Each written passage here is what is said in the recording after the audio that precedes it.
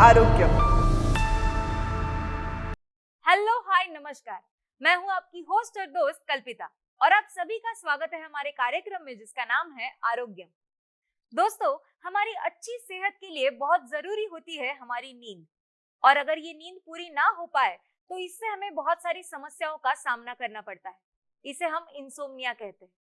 इसी विषय पर चर्चा करने के लिए हमारे साथ हमारे स्टूडियो में मौजूद है आयुर्वेदिक डॉक्टर उदय कुलकर्णी जी। तो चलिए उनका स्वागत करते हैं और चर्चा की शुरुआत करते हैं। वेलकम डॉक्टर उदय कुलकर्णी जी, आपका हमारे आरोग्यम के मंच पर बहुत बहुत स्वागत है। डॉक्टर, आज हम बात करने वाले हैं अनिद्रा यानी इंसोम्निया के बारे में। इंसोम्निया एग्जैक्टली क्या है, ये जानने से पहले मैं आपसे ये जानना चाहूंगी कि निद्रा यानी नींद हमारे हेल्थी जीवन के लिए कितनी महत्वपूर्ण है। ये निद्रा भूतधात्री यानी सब जीवों का रक्षण करने वाली है। इसी की वजह से हमारे शरीर में बल भी रहता है, इसी की वजह से हमारे जो शक्ति है वो भी रहती है, बुद्धि स्मृति ये सब चीज़ों के लिए। और अपने जो भी हम लोग खाते पीते हैं तो उसका ठीक से पोषण शरीर का अगर होना है तो उसके लिए भी नींद की आवश्यकता है। तो नींद अगर ठीक से हो जाती है तो शरीर अपने खुद को रिपेयर करता रहता है। जब भी हमें कुछ पूरे दिन भर की थकान है वो निकलने के लिए नींद की बहुत आवश्यकता है। तो हम लोग कह सकते हैं कि अगर पूरे दिन का काम अगर आपको ठीक करना है जी, तो उसके पहले वाले दिन की नींद अगर आपकी ठीक से हो जाती है तो आप पूरा उत्साह से काम कर सकते हो। अगर नींद नहीं आती है तो बहुत रोगों का कारण भी हो सकता है। तो इसके लिए अनिद्रा, जिसके ऊपर आज चर्चा करने वाले हैं, वो अनिद्रा बहुत रोगों का कारण हो सकती है और निद्रा बहुत रोगों को ठीक कर सकती है। जी डॉक्टर, जैसे कि हम देखते हैं कि नींद ना आने के बहुत सारे कारण हो सकते हैं। कभी हमें बहुत सारी टेंशन हो गई या फिर हम किसी चीज पर बहुत ज्यादा विचार कर रहे हो तो हमें नींद नहीं आती। तो हम ये कैसे डिफाइन करें कि हमें जो नींद ना आने की समस्या हो रही है वो टेम्पररी है या फिर हमें अनिद्रा की समस्या हो रही है, हमें डॉक्टर के पास जाना चाहिए। जैसा कि हम लोग जानते हैं कि नींद ठीक से हो नहीं रही है, बहुत दिनों से हमें अनिद्रा हो रही है, तो ये कभी-कभी सिर्फ किसी चीज़ की वजह से होता है कि किसी को परीक्षा एग्जाम्स है तो उस वक्त नींद नहीं आती है, बहुत स्टडी करना है तो उस वक्त नींद नहीं आती है, किसी को किसी जगह पे जाना है जल्दी उठना है तो उसकी वजह से भी नींद नहीं आती है। ये सब चीज़ों के साथ में किसी की शिफ्ट ड्यूटी रहती है जी, तो उस वक्त भी ये नींद की समस्या हो सकती है, लेकिन वो टेम्पररी है या हमेशा वाली है। इसे अगर देखना है तो अगर जो भी नींद नहीं आ रही है वो 3 हफ्ते से ज़्यादा अगर आपको ये समस्या दे रही है कि आपको कितना भी आप कोशिश करो, आप अपने बिस्तर पे लेटने के बाद भी आपको घंटे घंटे भर वहाँ पे सिर्फ आप एक जैसे कहते हैं कि करवटें बदलते रहते हैं या फिर मन में विचार चलते रहते हैं या फिर बार बार उठ के कुछ अगर खाने पीने के लिए तो वहाँ पे जाना है। बहुत सी चीज़ें होती है कि जो आप नींद ना आने की वजह से करने की कोशिश करते हैं। तो ये सब चीज़ें अगर आप कर रहे हो और 3 हफ्ते तक ये सब लगातार सिलसिला चल रहा है तो उसका मतलब है आपको शायद अनिद्रा की बीमारी जुड़ चुकी है। और अगर किसी को नींद आती है तो कुछ लोग ऐसे रहते हैं कि जो सिर्फ बिस्तर पे लेट गए और तुरंत दूसरे मिनट में उनको नींद आ जाती है, किसी को थोड़ी देर रुकना पड़ता है। तो अनिद्रा में आप कितनी भी कोशिशें करो फिर भी उसको घंटों घंटों तक वहाँ पे नींद नहीं आती है तो उसे हम लोग कह सकते हैं कि ये निद्रा नाश की उसे बीमारी हो चुकी जी डॉक्टर, इसके क्या कारण होते हैं? मतलब अनिद्रा की समस्या है जो टेम्पररी है तो वो हमें पता ही है कि छोटी छोटी चीजें होती है जिनके ऊपर हमें स्ट्रेस आता है या फिर कुछ टेंशन रहता है तो हमें नींद नहीं आती। लेकिन अनिद्रा की जो ये बहुत समय तक चलने वाली समस्या है, उसके एग्जैक्टली कारण क्या हो सकते हैं? कुछ शारीरिक बीमारियां भी हो सकती है कि जिसकी वजह से नींद उड़ जाती है। जैसे हम लोग देखते हैं कि बड़ी बीमारी अगर घर में किसी को हो गई है तो उसकी वजह से चिंता होने लगती है और ये चिंता होने की वजह से हमारे नींद उड़ जाती है। जैसे मजाक में तो हम लोग कहते हैं कि किसी को दिल का कुछ रोग लग गया तो उसकी वजह से उसकी नींद उड़ जाती है, लेकिन असल में कुछ बीमारियों की वजह से सच में ये नींद उड़ जाती है। और ये उड़ जाती है इतना कि 2-2 3-3 दिन तक ये आदमी सोते नहीं है और उन्हें कितना भी आप कोशिश करो, दवाइयाँ खिलाओ, कुछ भी करो, फिर भी उनको शांति से नींद नहीं आती। डॉक्टर, आजकल हम देखते हैं कि सोशल मीडिया का जो एडिक्शन है वो बहुत ही बढ़ता जा रहा है। हमारे उंगली पर स्क्रॉल पर चीजें आ रही है, तो कई बार ऐसे भी देखा है कि लोगों को नींद आती है पर वो स्क्रॉल करने की इच्छा जो होती है वो उनकी कम नहीं होती, और बाद में ऐसा समय आ जाता है कि उन्हें पता ही नहीं चलता कि हम क्यों स्क्रॉल कर रहे हैं। हम एडिक्शन की तरह वो सोशल मीडिया पे स्क्रॉलिंग करते रहते हैं और उनका नींद का जो समय है वो घटता जाता है और उन्हें नींद आना बंद हो जाता है।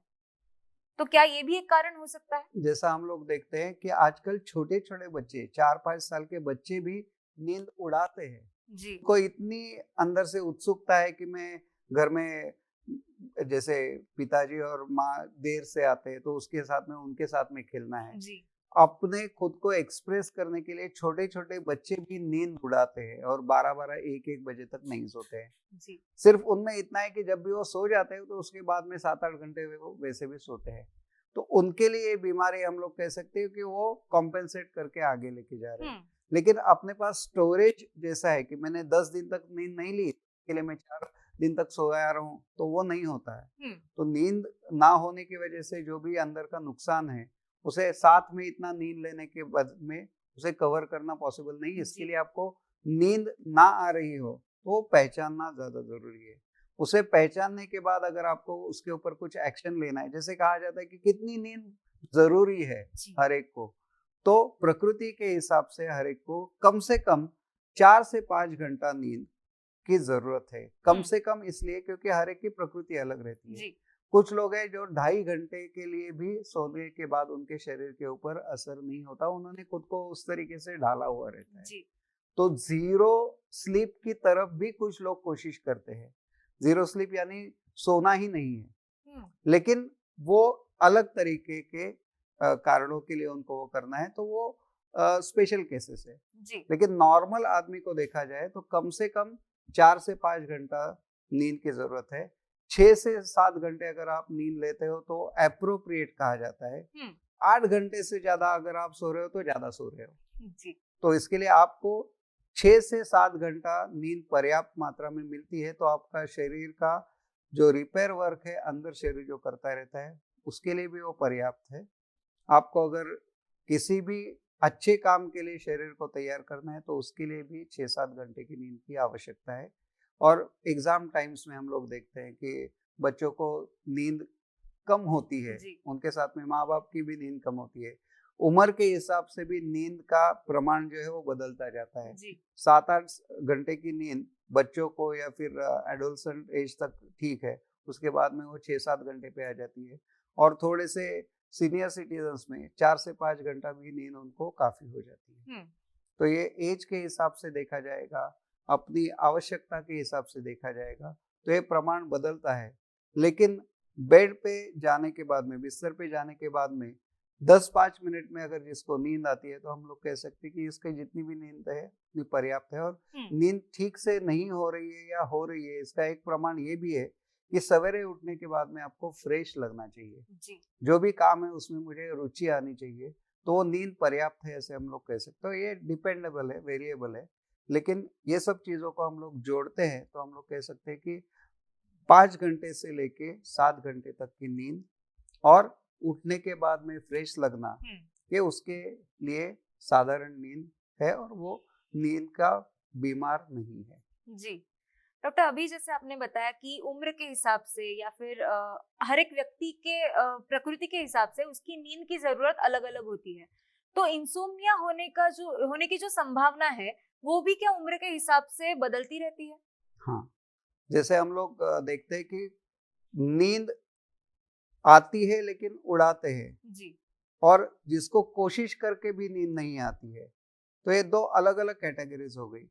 लेकिन फिर भी अगर नींद के लिए अगर हम लोग सोचेंगे कि ज़रूरत है, लेकिन फिर भी नहीं आ रही है, तो कुछ ना कुछ तो करना पड़ता है। एज कुछ भी हो, उसके बाद में उसे दूसरे दिन फ्रेश नहीं लगता है तो उसका मतलब है इसकी नींद पूरी नहीं हो रही है, या तो वो देर से जाग रहा है या फिर खंडित निद्रा है। और आजकल हम लोग ये भी देखते हैं कि जो स्नोरिंग, जी। और उसके साथ में हम लोग कहते हैं कि उसको अंदर सांस लेने की बीमारी, जिसे हम लोग एक अलग तरीके से उसके ऊपर उपाय भी करते हैं। तो ये चीज अगर हमने देखी तो उनको अगर हमने ठीक से नींद आने के लिए कुछ कोशिश नहीं की तो उनको बड़ी बीमारियां हो सकती है। तो इसके लिए जितना भी हो सकता है डॉक्टर के पास से आप समझ लो कि आपको नींद की बीमारी में भी, इंसोम्निया में भी अलग अलग टाइप्स होते हैं कि देर से नींद आना, खंडित निद्रा बोलते हैं, या फिर पूरे टाइम तक उसको नींद नहीं आ रही है, या फिर रात को जो भी जागता है तो दिन में वो ऑफिस में जाके सोता है जी।